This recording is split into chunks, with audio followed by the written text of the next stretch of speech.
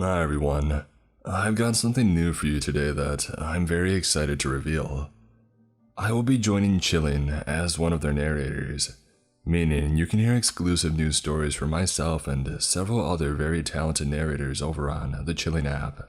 There you can find unique and exclusive stories that I'll be uploading weekly onto the platform. Chilling has established a killer lineup with hundreds of stories from a wide variety of different professional narrators, and they're just getting started with even more content on the horizon. Whether you're interested in monsters, paranormal thrillers, or true stories, Chilling has you covered. They've even included some awesome extras like classic novels, vintage horror radio, and true crime exclusives. The Chilling app doesn't just have a wide array of content, it also lets you customize your listening experience. My favorite feature is their one-of-a-kind ambient menu that lets you mix and match any story you would like, with immersive, mood-setting sound effects, like a crackling fireplace or a stormy night. It really helps elevate the listening experience to the next level, and I've had a lot of fun playing around with different combinations of sounds. That Guy When I Was in High School by Drunk Princess A. When I was 15 years old and just got into junior year, I created my first Twitter account that I deleted because of this story. Some pieces of information. I didn't tell anyone my username, neither my family nor my friends, because I didn't have any. My profile picture was an avatar, so no pictures of me on the account. And as location, I said Paris because I lived in the suburbs. On top of that, Chilling has several other amazing features like the ability to darken your screen, or even minimize the application altogether while listening. The addition of a sleep timer that you can set and forget so you don't have to worry about fumbling with your phone when you're done. And an updated user interface with greater detail, so you can easily find any and all information you may be searching for with just the tap of a button. Another favorite of mine is the recent stories section, so I can keep tabs on all the awesome stories I've been listening to lately. The Chilling app is available with a free trial, so you can try it out with zero commitment. After the free trial, you're able to unlock the complete ad-free experience for only $2.99 a month. With the amount of content on offer here, that's a heck of a bargain. One last thing that I would like to note is that Chilling is hosting a brand new giveaway for an Xbox Series X bundle, which comes complete with the system, an Elite wireless controller, and Forza Horizon 4. For simple instructions on how to enter, I'll leave a link in the description below to the giveaway. A winner will be announced on September 27th. Good luck, and I hope to see you all over on Chilling.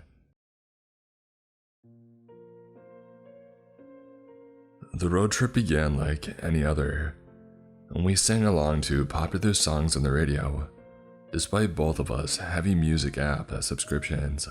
We ate snacks, both things we had brought, and other treats acquired from gas stations and fast food restaurants along the way. We slept at motels when available, at rest stops when not. Spotted cows, horses, tractors, and scarecrows, and even helped another car. Two brothers even dislodged their gaudy two-seater from a muddy ditch. It was a fun, pleasantly eventful trip, until the final night, when everything was taken from me. I was sleeping in the back of the SUV, using a knapsack of t-shirts as a pillow, when I heard Brandon call out from outside of the car. He had gone to grab something from one of the vending machines in front of the rest stop, saying before leaving that he'd probably also sit at the bench there for a while and watch a few YouTube clips on his phone. He had forgotten his earphones and I hadn't brought mine, and he didn't want to keep me up with his phone's speakers. Hearing his voice through my dreamless sleep, I awoke fairly quickly, being a habitually light sleeper, and I left the vehicle, not bothering to lock it because our car was the only one in the lot. Guided by the almost annoyingly bright lights tucked beneath the building's awning, I made my way to the open-ended corridor with the vending machines and bench. Ignoring the various stains on the concrete floor, some of which were unbelievably black but comfortingly ancient. I rounded the corner and entered the corridor, whose opposing walls held men's and women's restrooms, with the vending machines on the women's side and the bench against the men's. Beyond these was the opposite side of the rest stop's general grounds, where there were barbecue pits and large picnic tables, all of which were hidden by the darkness of the moonless night. I called out to Brandon and then stopped, admittedly frightening myself with how loud my voice sounded in the surprisingly echoic confines of the corridor. Assuming Brandon had simply gone into the bathroom immediately after calling me, I waited out in front of the vending machines. I hadn't been hungry earlier since I had been, sleeping. But standing before the display of sugary and salty treats, I suddenly found myself craving some cookies. I withdrew a crumpled dollar from my pocket, smoothed it out on my jeans and inserted it into the cash slot, selecting a bag of cream cookies to satisfy my slightly more predominant sweet tooth. As I bent to retrieve the bag from the bottom compartment, I noticed something in the reflection of the vending machine's glass, an object beneath the bench behind me. There was something unusually familiar about the object, something that I recognized even in the grimy reflection. Turning, momentarily forsaking my snack, which had fallen in the very back of the compartment, and would have required a few seconds of straining to reach it, I went to investigate the oddly familiar object. Crouching and ignoring the sudden pain that accompanied the rarely utilized posture, I reached under the bench and pulled out the object. I held it in my hand and stared at it for several moments, as my brain first performed various processes of confirmation, not initially believing these stimuli fed to it by my eyes. When it finally accepted the visually fed information, it put my body into a state of immediate, full-blown panic, and ordered my lungs and vocal cords to project my brother's name in a voice that I barely recognized as my own, a shriek of frenzied, pleading terror. I sprang up from my crouched position, wailing my brother's name, no longer minding the sound of my own voice echoed back to me by those sallow and questionably stained walls. Without even the slightest moment of hesitation, I charged into the men's bathroom, kicked open each stall, and upon finding them all disconcertingly empty, I went out and did the same to the women's restroom. Faced with the same awful vacancy, I returned to the hall and cried out my brother's name again, shouting it into the night, which returned only my own voice, as if mocking me. Hysterical, still clutching the object that I had found, I sprinted to our car, still the only one in the lot, threw open the driver's door, tossed aside food wrappers and clothes, and pulled free our flashlight from a bag of road trip necessities. I called out again, in case he had somehow managed to make it to this side of the building, and then went back to the corridor, performed one final search of both restrooms, and then ran at first blindly into the area out back with the barbecue pits and tables, only turning on the flashlight after slipping on a grease stain and nearly breaking my neck. I waved the flashlight around, cutting through the shadows with the wonderfully powerful beam, going at first in a haphazard and sporadic manner, and then more methodically, after finding nothing but concrete and rusted metal in the highlighted areas. Inch by inch, I searched the grounds, occasionally calling out Brandon's name when I heard a sound, even while knowing that the source was nothing more than a startled bird or heavily bodied insect. I must have spent 10 or 15 minutes searching what couldn't have been more than a concrete pavilion of 200 square feet, morbidly expecting, in a desperation-induced mania, to find my brother curled up or crammed in some corner or hole. The thing I had found beneath the bench, the object that I clung to as I searched, while breathlessly croaking my brother's name, was his jaw, his bloody detached lower jaw, lips and tongue and teeth included. Without having consciously commanded my legs to make the motions, I went running into the field beyond the rest stop, the beam bobbing uselessly before me. I felt sick, physically and mentally, and practically howled my brother's name like some lunatic who had successfully escaped from an asylum. I was in those darkly traumatic moments, deranged, totally unhinged by shock and an all-consuming, nauseating terror, reaching the end of the lawn, only dimly aware of the depth of my exhaustion. I cast the beam left, right, and forward, illuminating a dismal nothingness of farmland in each direction. Not wanting to stop, I turned and ran against the painful, spasm protests of my thighs, back to the site of the rest stop, where I once again dispelled the ever-present shadows with my flashlight, and finding only the same faded and stained surface. It was only when I stopped to rest, only for a second of course, on the bench that my brain allowed me the use of its most basic cognitive abilities.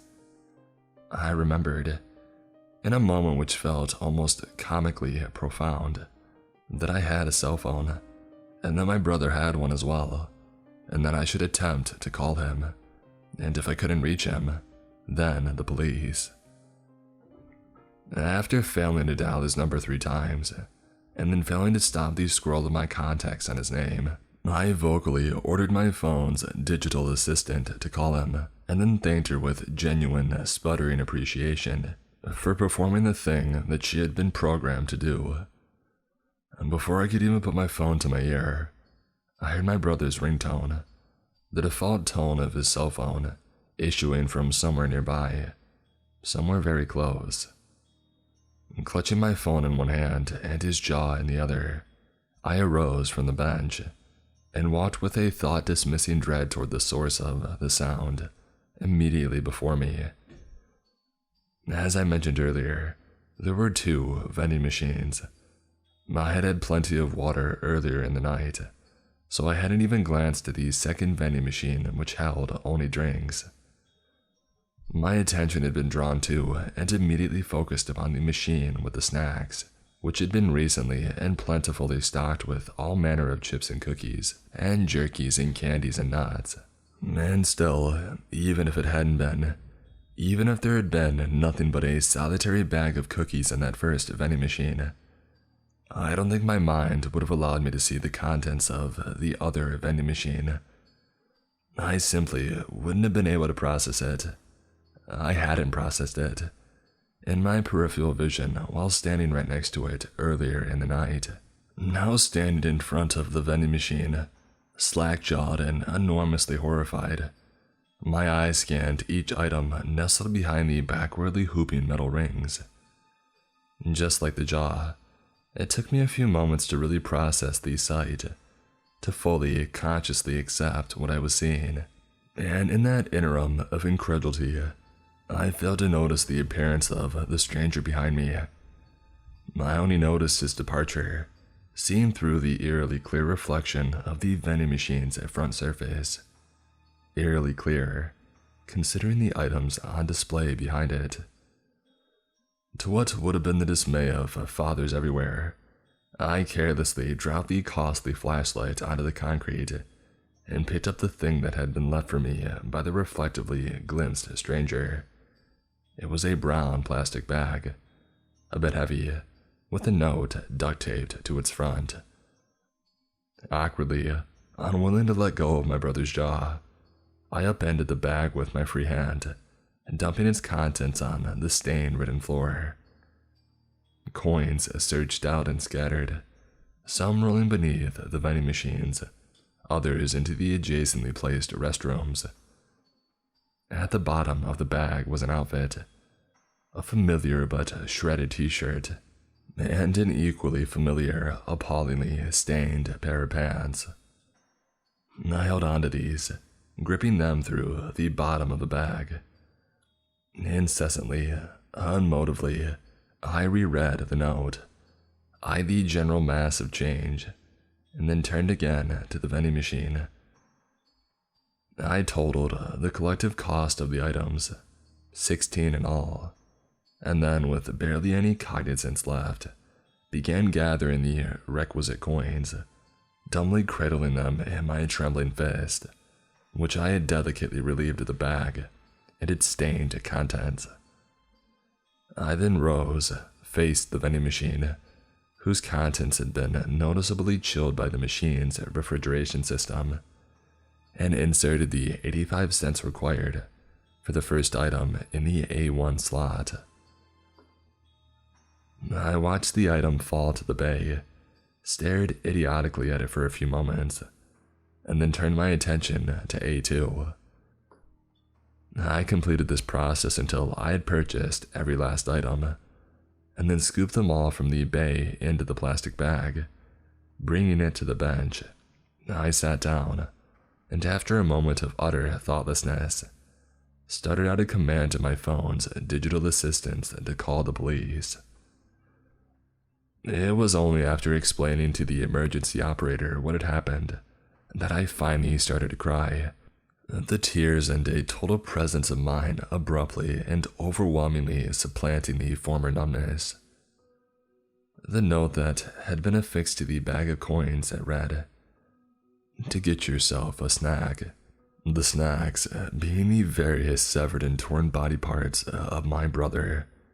My brother who had been, with nightmarish inhumanity, torn apart and incorporated into the inventory of the second vending machine.